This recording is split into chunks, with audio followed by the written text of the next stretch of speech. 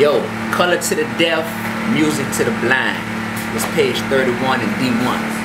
She always had a boyfriend, I never was a man. It's complicated, only she and I would understand. We never even kissed, one time we came close, but that ain't matter, I made love to her brain the most. She was loyal to her man, though he was a buster. That let me know if I ever got with her, I could trust her.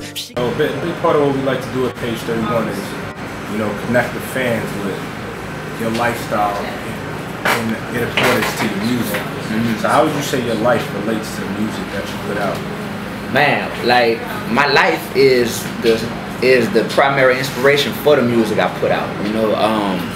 I would say that probably 85%, you dig? About 85% of my music is based on, my experiences. The other 15 might be experiences of people close to me, so all I do is recollect things that I'm going through or that I've been through, and I sit down and I find an artistic way to put that down. And I don't try to sugarcoat it either. That's the thing I learned early on, is that I think I live a pretty normal life that a lot of people can relate to. I'm not a dude who was overprivileged growing up, so I didn't go through the same struggles as everybody. And I think even now, man, like, the life I live is normal, you know what I'm saying? Like, I came up here to use the bathroom, you know what I mean? I ain't know I was coming up here to do an interview, so I'm out here, man, wrangle shirt and all, but I think the people gonna relate to that to a certain extent, because it's like, he just being real, yeah. So how did you realize you had the gift for putting words together and writing songs? I just stumbled upon it on accident, man. Like, when I went to college, I think I was a freshman at first, and I started off just kind of freestyling in my dorm room, with my boys, just kind of kicking it. And it was just something to do to pass time. Like, we just needed something when we weren't in the rec playing basketball or, studying or talking to females or whatever. We just needed something to do. And that's where it started. But I got a rush from that. I remember doing my first performance. It was a talent show, at my school at LSU in Baton Rouge. And I got a rush from, like, being in front of the crowd. And I was that dude who had like 20 of my boys on stage with me because I was nervous, you know what I mean? I was nervous. And after that first performance, I was like, wow, like that rush right there, I can't compare that to anything I've ever felt, you know what I mean? So, anything. Yeah. Oh no. Look, to put a box or a boundary on my plans is irrational. That's why my American dream is international. Racism still alive.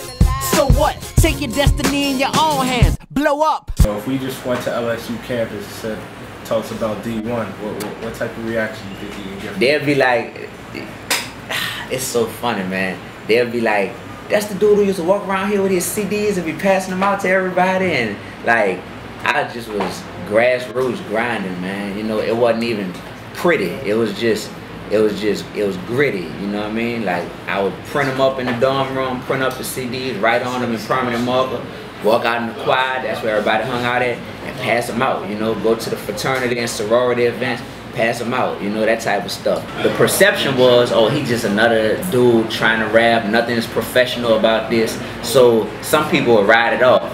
The people who took the time to listen, even though it might not have been presented, real high class, in a real high class way, the people who took the time to listen, they knew what was up, So, and then the people who came to the performances I did, they knew what was up. So then it was just about the word spreading, the word spreading. As far as your performances, what you try to bring to that stage and get on it? I try to bring that vibe to where people feel like, this dude is up here, like, if he'll never do another performance again, like, he's up here, like this might be the last performance he ever does, going in, like really trying to give us a piece of his heart, by the time he leaves the stage. My head hurt, my breath funky, I'm living. No fat on my pocket, sitting on the slimming. I'm quite skinny, but I'm still not a pretty boy. The girl that I met always even in your city, boy. I take my ass when I brush my skin into a shoe. I'm good now, way better than 5 years ago. I hate how most of rappers in my state is not good. When they come home, they gon' say, when this dude popped up.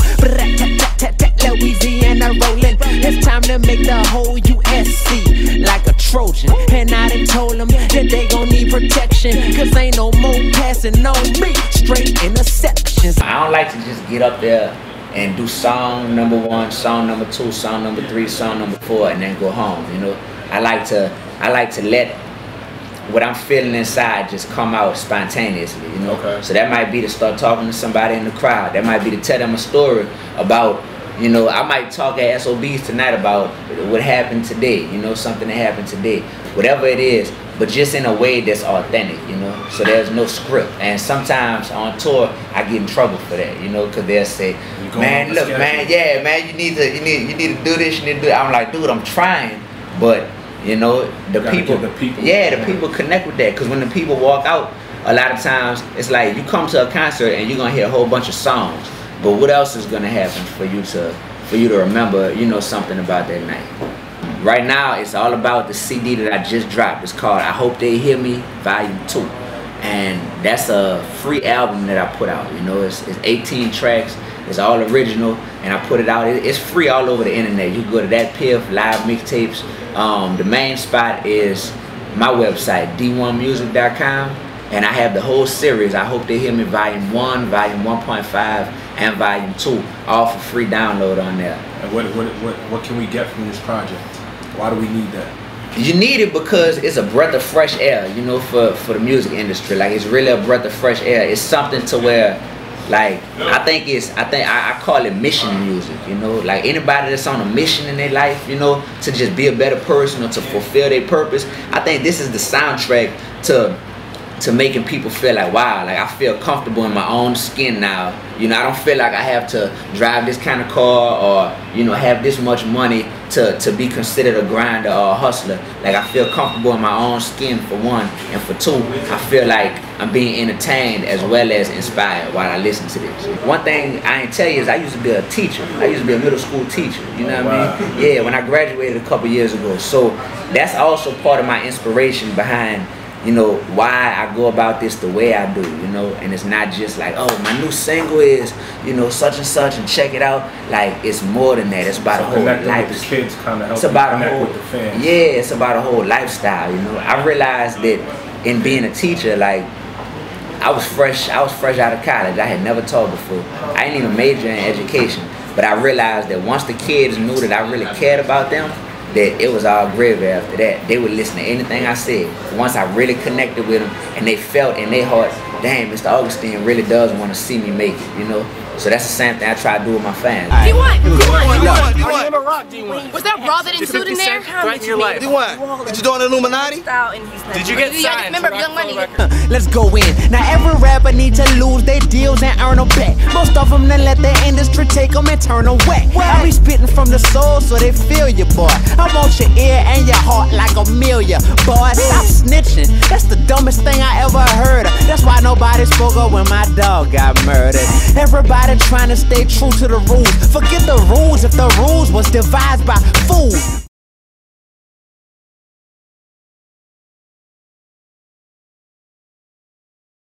I come from a city where growing up is mad tough. And it ain't no concert when we say put your hands up. New Orleans, stand up. We don't run, we man up. Never had bad luck, I just never had much. Oh, you rich and what? You could keep your cash, bruh. An open ear in your heart, that's all that I ask for. Only real people feel me. So if I get gassed up, my supporters cool me down. That's why I call them fans, bruh. Yeah, bruh. Hopefully I could win some awards just so I could stand up there and go, why New Orleans making noise? Let me first thank the Lord, my family, and my boys. I was chosen for this position. This is not my choice, and my voice is an instrument. But we are all one band. And yeah, I'm cool, but only put your faith in one man. Sometimes she love me, sometimes she love me not. But it's all I am, it's all I know, man. This music is all I got.